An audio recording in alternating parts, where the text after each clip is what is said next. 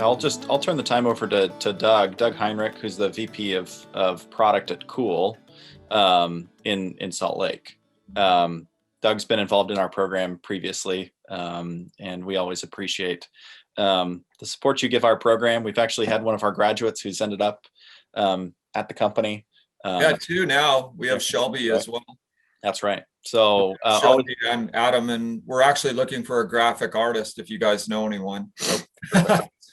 So maybe we can help with that. So yeah, appreciate all that you do for the program. And again, appreciate you taking some time today to talk a little bit about portfolios and just all the prep that goes into, getting into the industry. So we'll turn the time over to you.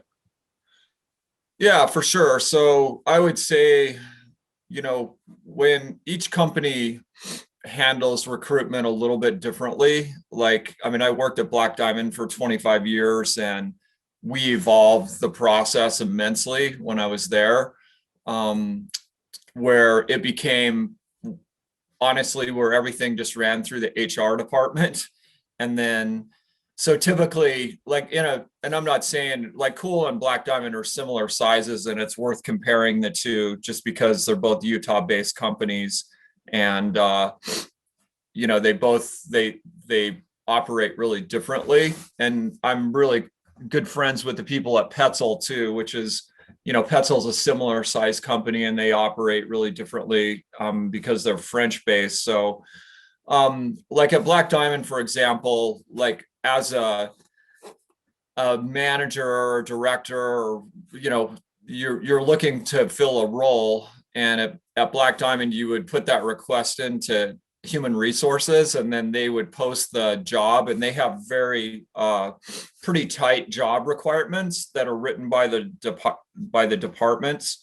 And so if we were looking for a developer or a designer, typically the way they work is they have an entry level, designer 1, designer 2, designer 3, senior designer, design director, and then VP of design, which would be that's the way you would move through the organization. And depending on your level of experience, you'd be applying for either a designer 1, 2, 3, et cetera, if that makes sense. So I think the portfolio really comes for me, if I'm looking for design specifically, we would just want to see your creative process.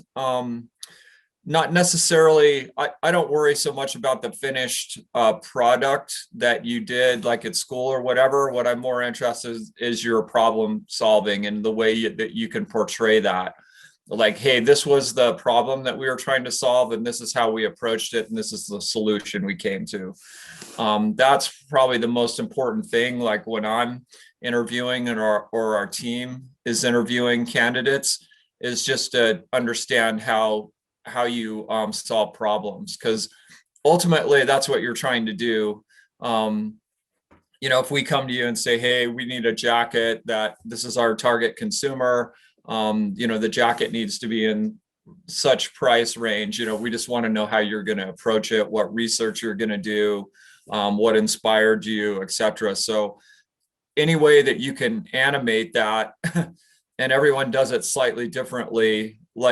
Backing up, I would say the resume is pretty basic. And for me, it's just the simpler, the better, just so I can hit the highlights, if that makes sense. Okay, you graduated from Utah State, great.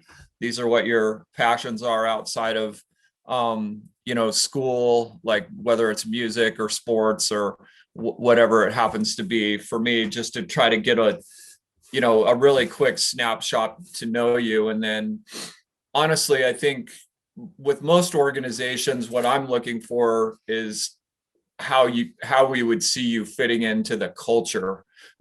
Does that make sense? And I can't overemphasize that enough. For example, have any of you guys worked at Icon?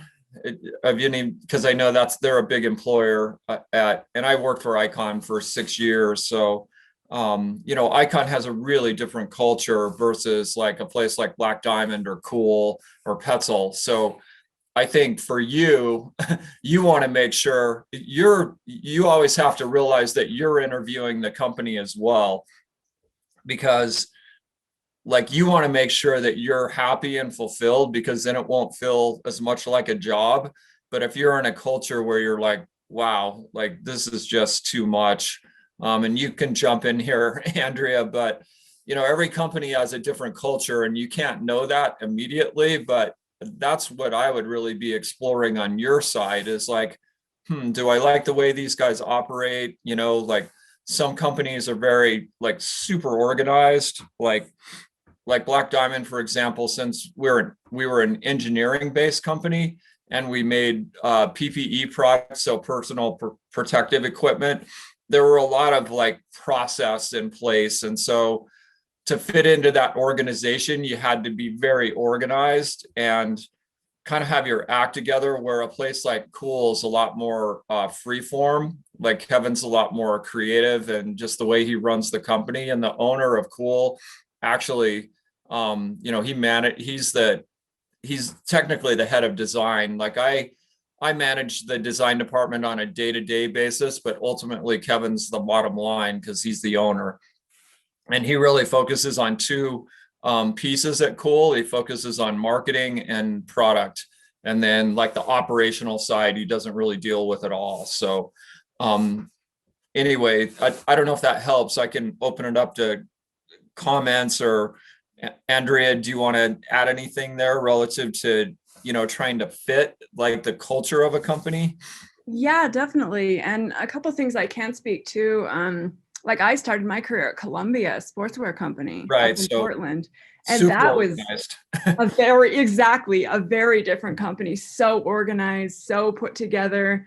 We worked in cubicles, we worked through the day. And then when I went to Prana, I was really surprised at how different it was. Like you could go surfing at lunchtime and, you could come into a meeting with wet, salty hair and it was normal and natural. And yeah, it was such a difference. I was so surprised. And also like the sustainability aspect of Prana fit more with my values. Right. And I just really felt I meshed with that company in a way that was really fulfilling. So yeah, I really echo what you're saying. Yeah, I mean, they having been in the industry since I don't know how old you guys are, but I was fortunate, and I really started in the industry when I was like 15 years old, which seems ridiculous, but I was looking at this some music stuff because I'm into music, and there's people that have written amazing albums when they're 13 years old. So it's like there's a lot of stuff happening at an early age, but I think really what it comes down to is sense of purpose. Like that's the thing that will really keep you at a company and make it not feel like work. And you have to be paid. Like you guys all need jobs and you got to be paid. But if you align with the sense of purpose of the company, whatever that may be, like for Andrea, like, it could be sustainability, whatever the mission is. Like at Black Diamond, for me, like, since I've been a lifelong climber, like we really wanted to make climbing safer, more accessible to people. We wanted to have diversity, and so we were really focused on access to the environment, protecting public lands, so people could enjoy them, whether you were on a ATV or a climber, etc. Snowmobile, it didn't really matter, but that sense of purpose for me made it easy to work there for 25 years. And of course, it always ebbs and flows, I think, with jobs in general, like, and management will change and direction will change if you're there long enough, but also companies evolve, if that makes sense. So someone like Columbia, for example, where Andrea was, that's a pretty big organization. And so you're probably not going to see a ton of change of the way they've done their structure. Sometimes you'll see companies go from, like Nike does this a lot, and I've hired a lot of people from Nike, but they'll go in a vertical silos where they're saying, okay, we're going to build all of our running product with one team. So apparel, footwear, accessories, they're going to go vertical, and they're going to have a director of running. And then sometimes they'll go horizontal. And so some companies flip back and forth between going horizontal and vertical. Does everyone get what that means? Like, so instead, when I mean horizontal, they'll just say, oh, the footwear division is footwear and apparel's apparel. And I'm not saying that they don't talk to each other, but on some level, there's less communication, if that makes sense. That just happens naturally. Like, for example, like Black Diamond just switched to a vertical siloed, so to business units. So they have a ski division. I don't know what they call it anymore, but sort of a mountain division that would be like headlamps and trekking poles and packs and tents, stuff like that. And then a climbing division. And then they're actually separating out apparel and footwear into vertical silos. So, and they're pretty small to go to that level. So, you have to think about that kind of stuff too. The other thing I would say when you're looking at companies is make sure, like, it depends on your personality, but I like working with teams and I like collaboration. And so I would really try to dig into that when you're interviewing, because like typically, in an interview, like I would try to learn as much about the company and ask as many questions. And then obviously they want to ask you questions, but, I would ask them about, what the culture's like, what the vision is for the company. Do they collaborate in teams? Just a lot of things like that, and just figure out, if you can glean that in a 60-minute interview about, you should get a pretty good indication about what the culture is about. Because honestly, in some companies, they won't even be able to answer it. like I hate to say it, like they may throw out some words, but they may not. They may say, hey, we don't really have a specific vision. When I was at Patagonia, it was pretty clear what the vision was for the company. And I thought Patagonia probably did the best job out of any place I've ever worked as far as creating a North Star for the company, of saying, hey, this is what the company is about. These are our values. This is what, is important to us as a brand. And, for a place like Patagonia, you have to make money to give money away. And so, like, to support environmental things, you have to be profitable. So a lot of the drive for being profitability is to be able to share that, right? And work on causes that are important to you, besides, above and beyond just, your paycheck or bonus or whatever it is. You talked about sense of purpose, and that portfolio can kind of be that visual embodiment of what your sense of purpose is, right? And communicates your process. How did you kind of discover your sense of purpose? This is something that we're kind of developing over time, but as a student, what do you recommend students do to try to formulate that, I guess, mission statement, design statement for themselves, and figure out what that North Star is for them? Any insights there? Yeah, I mean, I think that typically evolves with people, but at your core, like for me, the sense of purpose is I wanted to work. Well, I'm dating myself, right? But the outdoor industry sort of existed when I started, because, like I said, I started when I was really young, and the outdoor industry evolved a lot and actually became an industry. I vividly remember, being in my early 20s, going to the first trade show at Reno, where there was a collective outdoor industry, and the OIA was just starting to kind of come together, and the outdoor industry as a collective group started to look at bigger problems that they wanted. Some of it was protecting public lands, some of it was sustainability. And, for me, that was sort of the North Star, because I was fortunate. Like, I don't know if a lot of you, I assume, are Utah or Idaho natives, but, being in the outdoors is so accessible to us that, we have a different point of view. I mean, you guys are all at Utah State, so you can be up Logan Canyon in 10 minutes, and be in the outdoors. And a lot of people don't have that, if you live in an urban center. So for me, like, I think I recognized at a really early age that I wanted to be with a company that aligned, with supporting the outdoors, if that makes sense. And I think you can do that in different ways, whether fishing, even some of the motorsports, whatever it happens to be, that it doesn't just have to always be human powered, if that makes sense. Yeah, it does. Yeah, if students have questions, feel free to jump in here. So you said that you don't really pay attention to like the final product necessarily on portfolios, but do you think that that's something that can like enhance or like make a difference for you in the end? Yeah, I mean, the reason I say that is because if it's a experimental thing, I'm more interested in how you solve the process, because like even at a place like Kuhl, like there's different ways to define success. And some of it, like the most basic way, and I think Andrea can probably jump in here on this one, but a lot of companies, it's just pure revenue. So a product's successful if it generates profitability and revenue.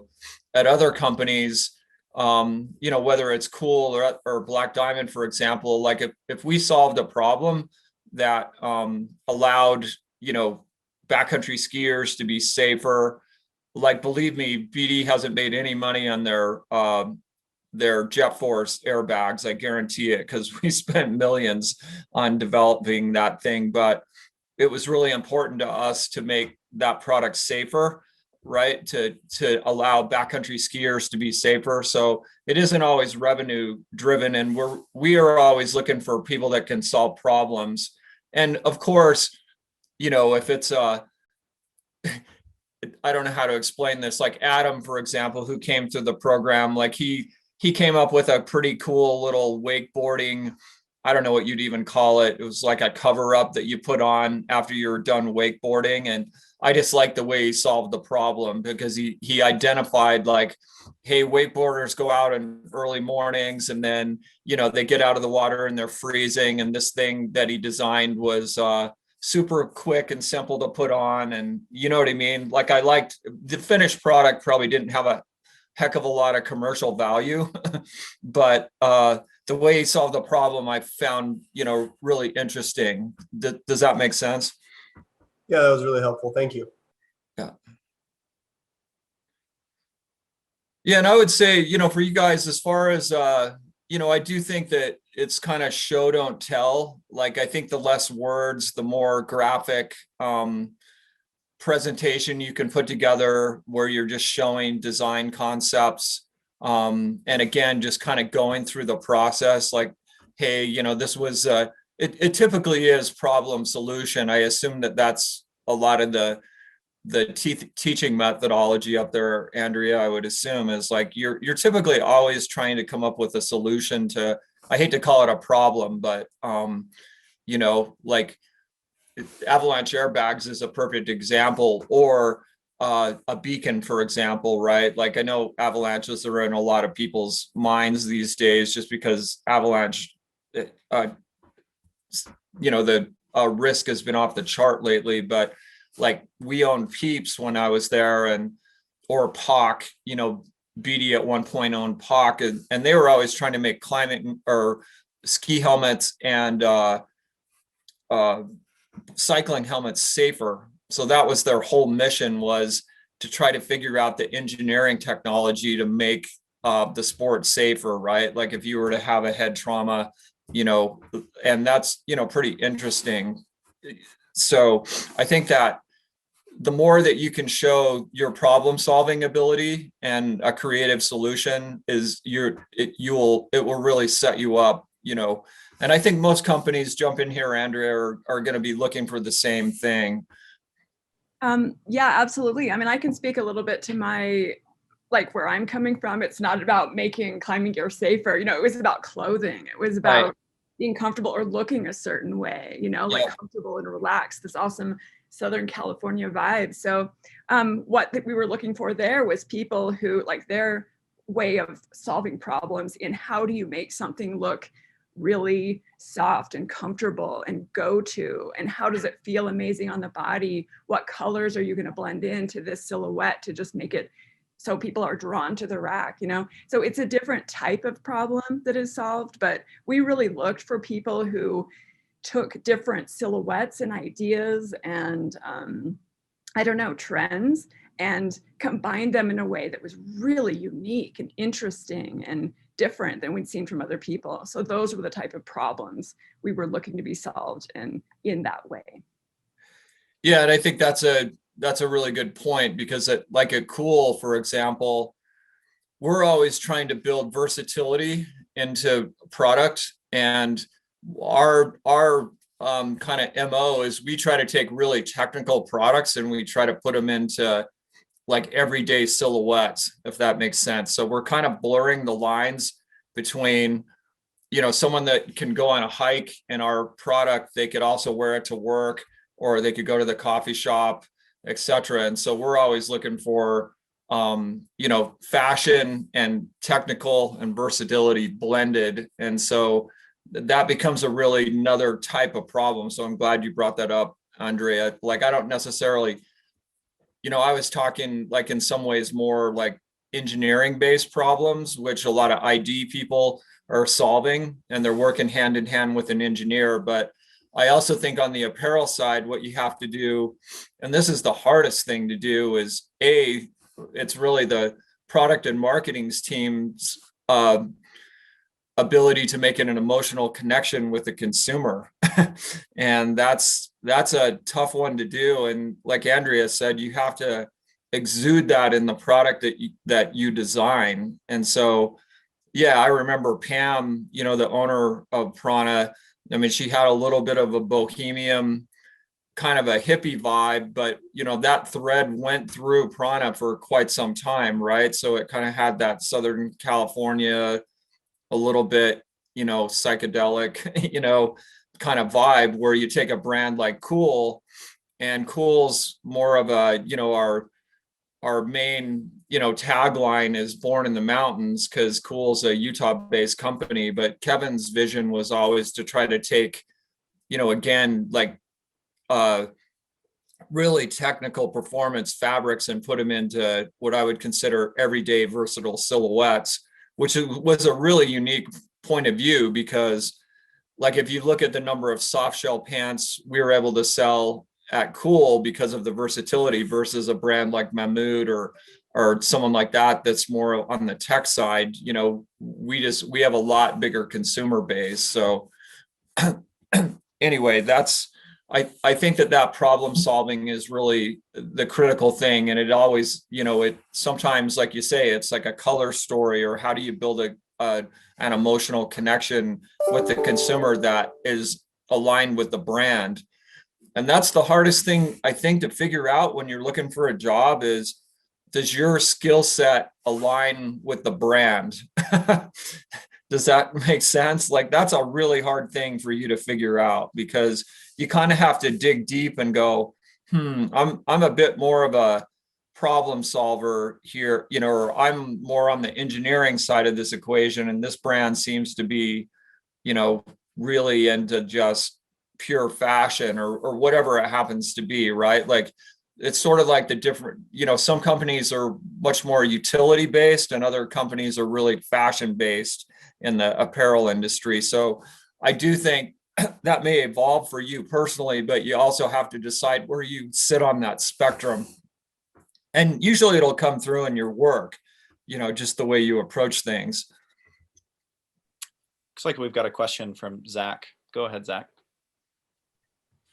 Thanks, Chase. Yeah, Doug. So my question is, so I'm in product line management emphasis here, and I know there's a few of us in the class that are. How would you suggest kind of like going about showing our work as like a PLM? Because I know like as a designer, like you were saying, it's a problem solving ability, and like maybe in your portfolio you show that process and have like a finished product. But like as a PLM, like I'm not entirely sure how to show that, like both in my resume or in the interviewing process or in my portfolio, other than maybe like the products that I'm still designing, like maybe just like throwing my logo on there. Like how would you suggest like going into that with like a product line management like mindset? Yeah, and to be totally honest, I'm not a school designer, so I'm more of a PLM. So I've been more of a business unit leader in PLM, and I think to show PLM is just your ability to show like organization and a thoughtful, curated collection, right?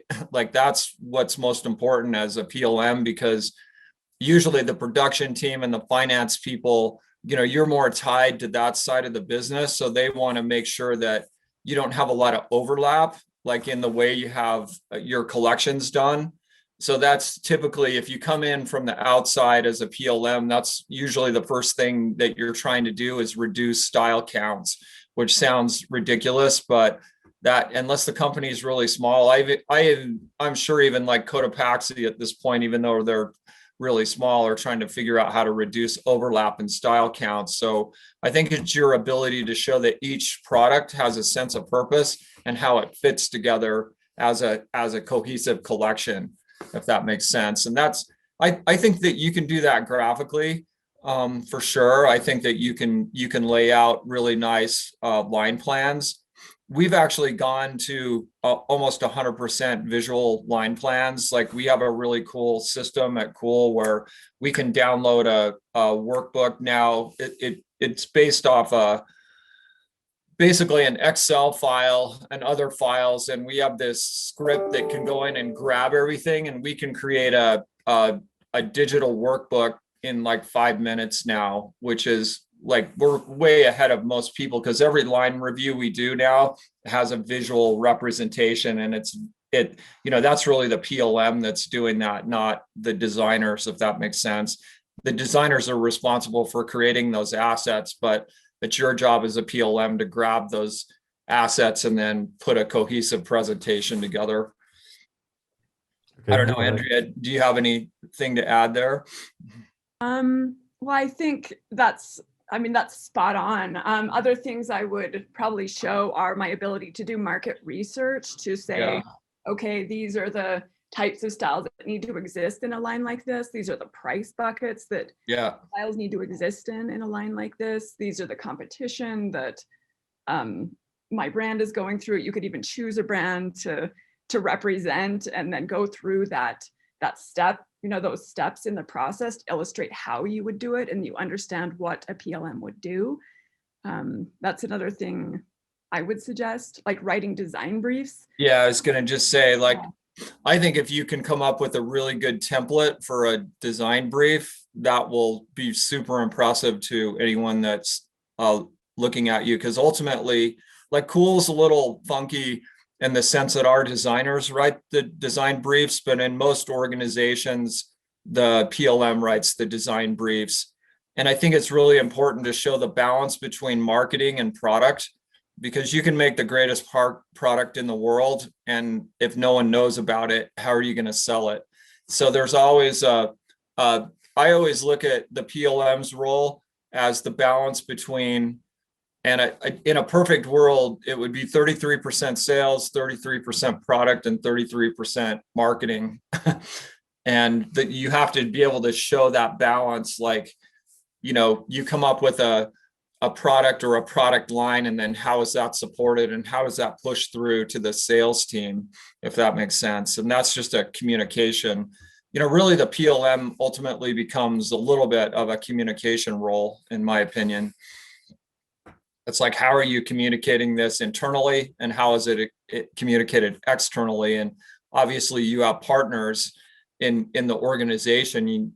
Typically you have a marketing team that can help with external and internal communication. And then you have to educate your reps to be able to say that same message about that product or a product line, if that makes sense. So it's kind of like multifaceted in the sense that you have to show organization level on a single product or a product line, and then you have to be able to step back and look at it from a bigger picture and say, how are we going to succeed with this product or product line in the marketplace, if that makes sense. And if you can graphically show that that's a big win. But do you guys have product product brief templates that you work on, or do they evolve, or does each student kind of do their own? Or yeah, we do. We have design briefs that they work from, sometimes from other students, and they would have to create their own and pass it to another student to design. Right.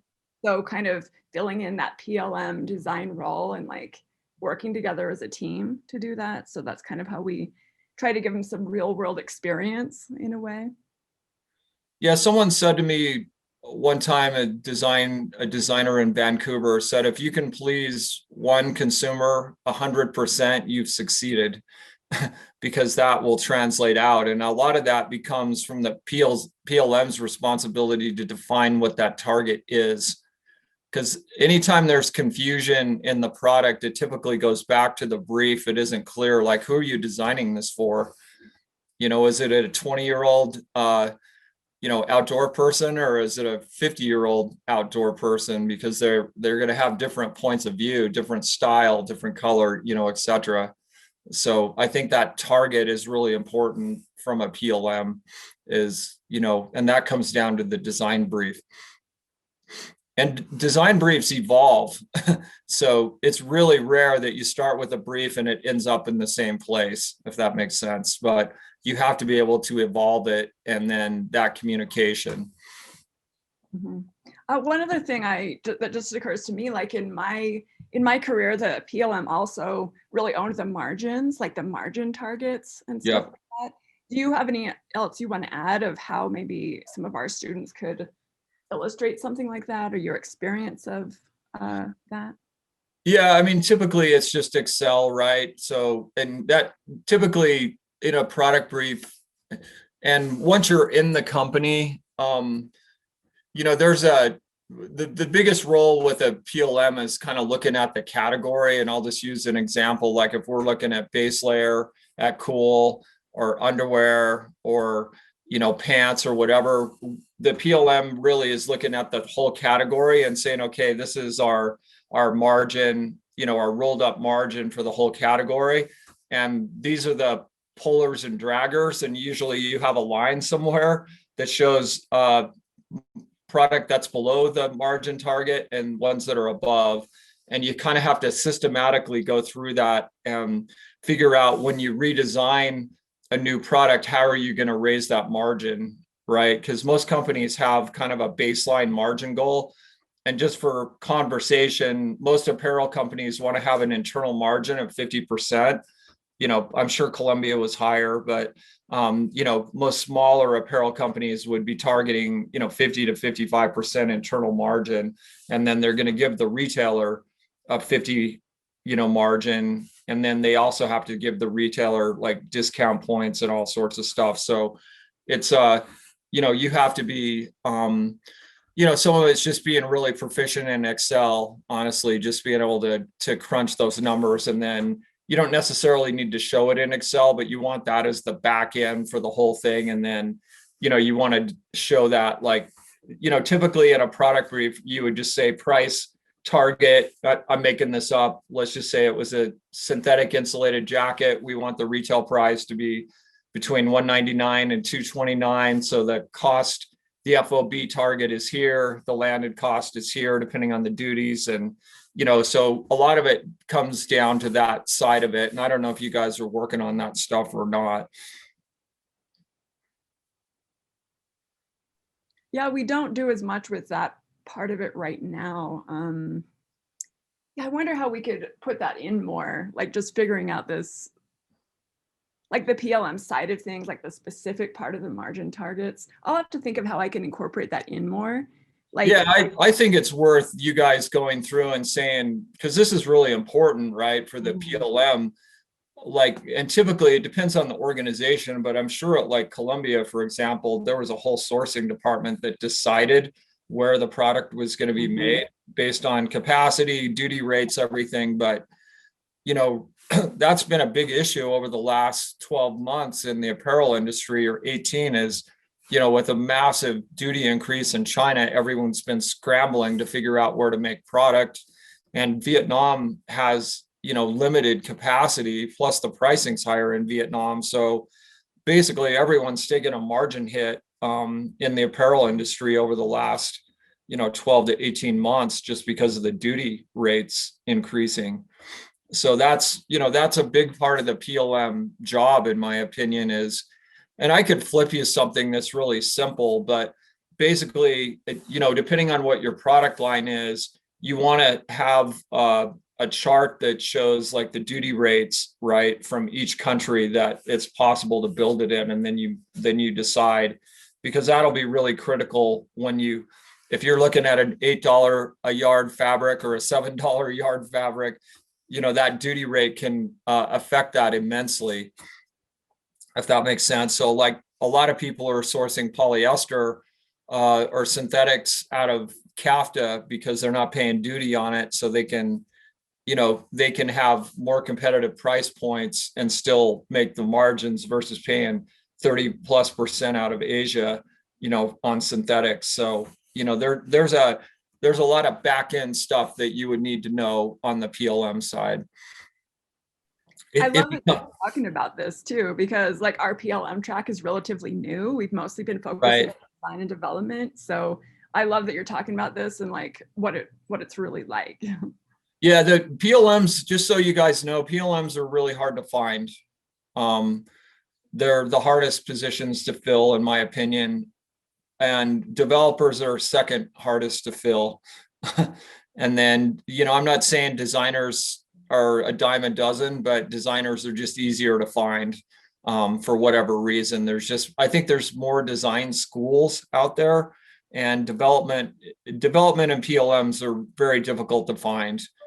Like typically, a lot of times companies will promote from within for PLM roles, and they typically come out of sales, honestly, just because it's a fairly sales focused role.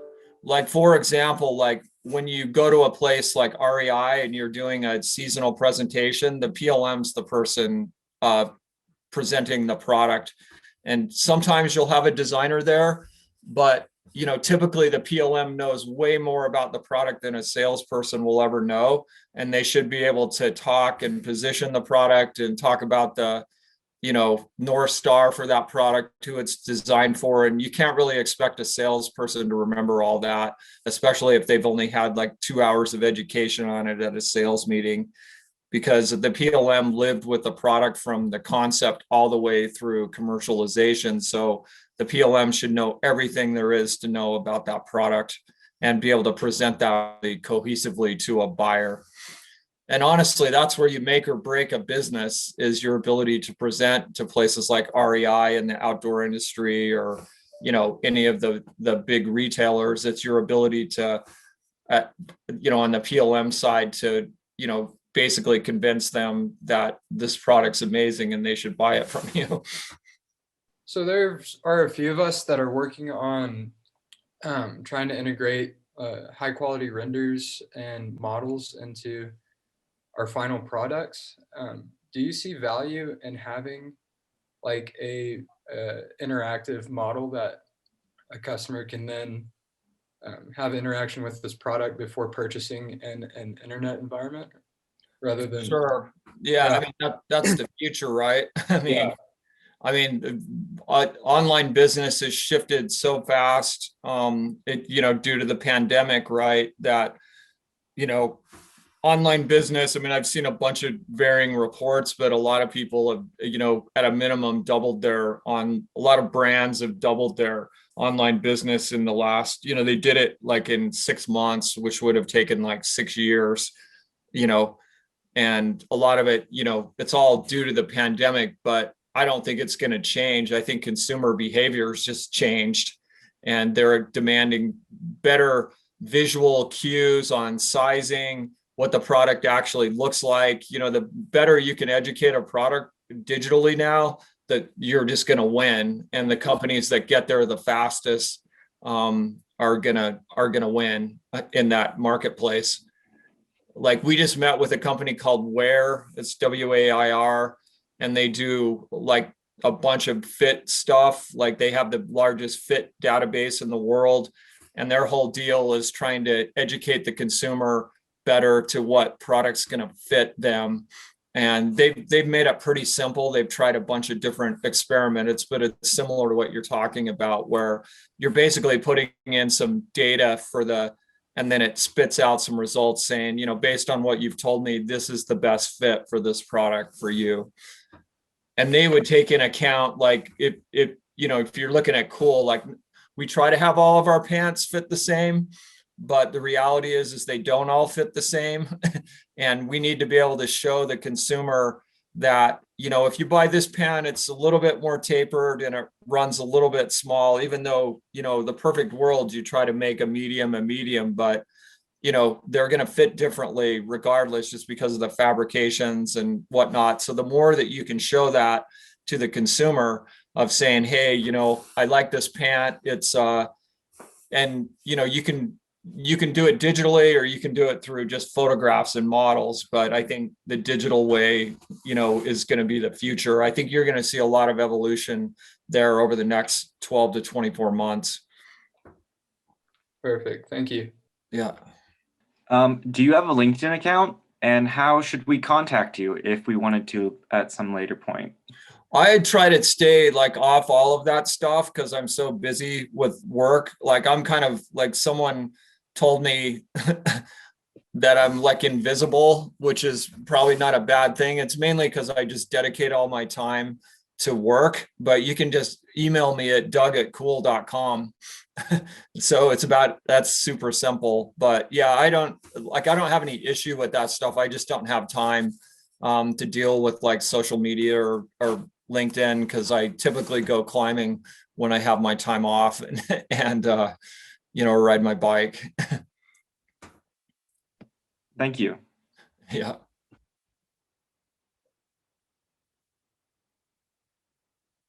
Who else do we have here? I should pick on some people. What questions do you have, Paige? You're in the middle of the screen, so I picked on you. No, that's okay. What has been the most fulfilling part of your career? Oh, that's a good question. I think it, you know, like anyone, I think when I was in college, I was kind of struggling to figure out what I wanted to do. And then once I sort of saw this opportunity, I guess, to work in something that I really had a passion for, I think that it kind of changed my life, because, you know, like all of us, I had some pretty crappy jobs growing up. You know, I worked for a heavy equipment company and realized that I had zero interest in dealing with that population base. My dad had like an auto shop, and, you know, as a kid, I worked on cars and I didn't really like that. So I think when I'd finally found, you know, the industry, I think that, and then I've just been really lucky, honestly, like in some ways, you know, it's been a lot of hard work, but I would say I just felt lucky to have been a climber and had the opportunity to work at Black Diamond and Kuhl and Patagonia, you know, I just feel really fortunate. So I think each company is different. And obviously I spent the most time at Black Diamond, mainly because of my climbing passion. But I think, you know, working at Kuhl's really fulfilling because Andrea touched on it. It's a whole different challenge. You know, apparel's really challenging in a different way. Like, I think it's really the emotional connection that you're trying to make with that consumer, and, you know, kind of create a style for a customer and have them feel good about themselves and the way they look. And that part's equally as fulfilling, I think, as making a hard goods piece that's like a safer helmet or something. So I guess, you know, for me, it's been a good journey, and I just feel lucky that I found the industry at such a young age and have been able to stay in it. How about you, Josh? What are your thoughts today? Maybe like, what's your favorite part about working for Kuhl? What do you enjoy about it? What are you excited about? You know, one of the nice things about Kuhl is we really have there's not a lot of like some organizations have layers of decision making, and at Kuhl, the owner and CEO are there all the time, and so it's a lot easier to get decisions made, and they'll make decisions on the spot, like, should we keep this product or not? You know, you look at it and you make a call, right? So I think that part of it's, you know, really interesting. And I also think that Kuhl has a ton of potential. you know, and the one of the interesting things about Kuhl is it's 100% independent company. So it's owned by one person, and Kevin has the luxury to do what he wants to. And I find that, you know, kind of nice, like having come out of a private company and then Black Diamond became a public company. And that's not necessarily a bad thing, but Kevin can choose not to sell stuff to people that he doesn't like. So that is a luxury, and not to be pushed around by retailers is a luxury. And believe me, they, you know, retailers will push you around and demand more stuff from you. And so, you know, it's not always a contentious relationship, but it can be. And, you know, I just think that the nice thing about Kuhl is there's a lot of integrity in the brand. Like, we never go on sale. We never break map pricing. Our internet never goes on sale, and we have the tightest distribution of any brand in our space. So all those things are, you know, since Kevin owns the company outright, he can control that, where it's a lot harder to control it when you have shareholders and there's a profitability aspect that's always looming over you, like every quarter. You know, in a public company, you have you know, you got to make the quarter, you got to make the month. And sometimes you make decisions that aren't necessarily the best decision for the long-term health of the brand, if that makes sense. So I think that's probably what is the most appealing thing for me at Kuhl, is the fact that it's fully independent and the owner is really involved in the company. Another quick thing I just want to say from a different perspective, like when I worked at Prana, we owned the bottoms market for a while, and then you guys came around, and then all of a sudden we started seeing, like on the NPD data, it's like, okay, Prana pants, Stretch Zion, and then all of a sudden Kuhl pants. Yeah. And you guys just kept coming in. And I remember like the internal struggle we had. It's like, well, they're independently owned. They can choose what they do. They can, you know, and it was so frustrating to us as a company with the things we had to do. And then, I don't know, the ability you all had to take it in a very stylish direction, a really interesting, a very technical direction. And yeah, it was frustrating from our side to try and compete with a company like that. So. Yeah, for sure. And we can do things, you know, if we decide we want to take market share, we can take a short margin, and that's harder to do, like you say at Columbia. And that's why we were cursing you at Prana, because we're like there's nothing we can do about that, you know, but you all did. Yeah, you're very successful too. I mean, it's a very successful company. So. Yeah, and I think there's a lot of soul with Kuhl. I mean, just the fact that it's independent, and you know, Kevin really stands up for his values, which he definitely wants to protect the independence of the company, and he also is really, really good to his employees. And you know, most companies are, but sometimes you know, in a bigger organization, you can feel like, you know, I'm just replaceable. Like they'll just plug someone in tomorrow and replace me. And that's not the most gratifying, you know, way to feel when you're spending more time at work than you do with your loved ones, you know, like that can be really frustrating when you just, and that's, I kind of circle back to that sort of North Star thing, because you will end up spending a lot of time, energy. Sometimes it bleeds into your personal life because you take work home with you, and you got to make sure it's worth it and you're psyched to be there. That said, everyone needs a job too. So I totally get that. And, you know, when our kids, my stepson went through the U of U design program, and he's actually a designer at Black Diamond, but you know, we intentionally made him work in restaurants and places, and when they were younger, because I was like, you got to decide where you don't want to work. And the only way you can know that is if you go working in a restaurant, or you work in a, you know, wherever, a coffee shop, and those aren't bad jobs, but you've got to decide, you know, where you want to be. And the only way to know that is when you work in different places, you know.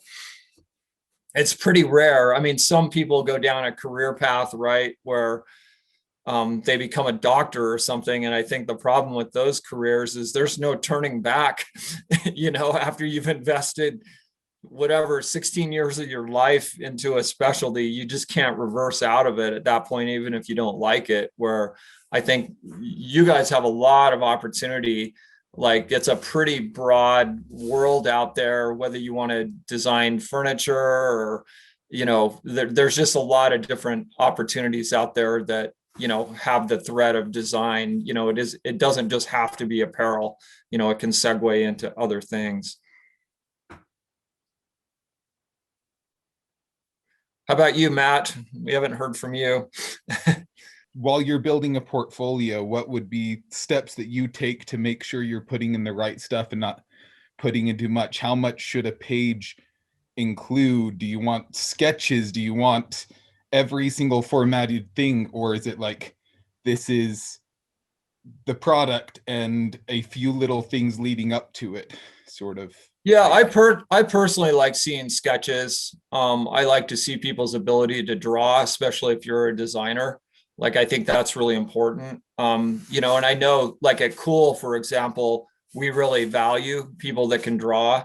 Now, you don't necessarily, it doesn't have to be, it can be rendering too, right? Like, we have people in the building that are really good at rendering, and they may not be able to draw that well, like by hand. So it really kind of depends. But I just think if you can make a cohesive, portfolio saying, hey, this is the project.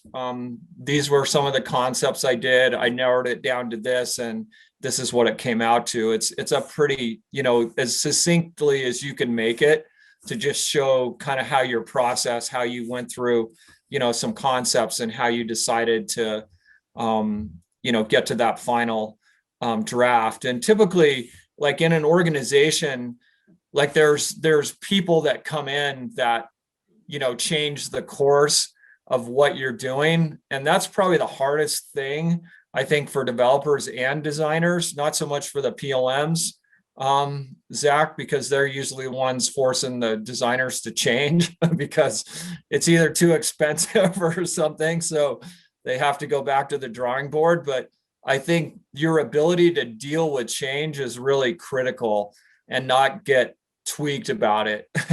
We had a girl that came in as a graphic artist, and she was talented, and she put some photographs together that weren't on brand and for a presentation, and we reviewed it with our CEO, and he didn't like them, and she was really upset about it. And I'm like, don't be upset. Like, she ended up quitting, and I was like, because like, he's the CEO, whatever he says, like, he's been here 20 something years. If he doesn't think it's on brand, you got to find a different photograph, right? Because like, don't take it personally. It isn't an assault on your creative vision. It's just that it's not on brand, and you don't even know the brand yet. So you just have to listen and learn. So that's my biggest advice to all you guys, is when you get into an organization, realize there's going to be people making decisions that you don't even necessarily agree with. And sometimes you don't even necessarily respect their decision, but it's a process where there's different people having inputs for different reasons, if that makes sense. And you just have to be able to flow with it. You just have to say, okay, got it. Like, and learn, like, why don't you like this? Or why do you want it changed? Like at a place like Kuhl, if it's a design, the owner doesn't like it. So you just say, okay, what do you, he doesn't feel like it's on brand, right? And Patagonia was the same way. I don't think Yvonne and Melinda are as involved as they once were, but Yvonne could come in and say, hey, I don't like this. And guess what? That product got canceled, even though you may have just worked on it for 6 months, and that can be super frustrating, but you just kind of have to roll with it. Because the only way to control that is if you own the company yourself. And then you have a whole litany of other problems, like you got to deal with the finance guys, and you got to deal with, banks and taxes and employees and benefits. And so there's a whole nother side of it as well. All right. Well, I think we're coming up about at the end of our class. So This has been so awesome. I love how you talk about the industry, how it really is, and like listening to the conversation, like this is how it really is out there. So I love that you can share this perspective with the class. I think it's super valuable. Chase, did you have anything else you wanted to add? No, nothing from me. Just thanks again for taking the time. I know your time's valuable, so we always appreciate your involvement in our program. No, we're really excited that Utah State put this program together. I mean, I graduated from Utah State in nothing to do with design. And, I think Utah State is just such an amazing institution. Having gone to the University of Utah and Utah State, they're not even comparable. So I think it's really exciting that you guys have built this program, and we're going to continue to look for new hires out of Utah State, because I think you're doing a great job of educating people. Like Adam and Shelby are doing great, and we're really happy to have them on our team. Well, thanks for providing the opportunities. So, okay, well, I'm sure we'll be in touch more in the future. Again, thanks, Doug, for taking the time, and Absolutely. If students have questions, thanks for providing your email. So yeah, anytime, just shoot me from them. It may take me, till 10 or 11 at night to get back to you, but I will get back to you. That's great. Well, thanks, Doug. Okay. Thanks everyone for joining. All right. Thanks, Doug. It's been a pleasure.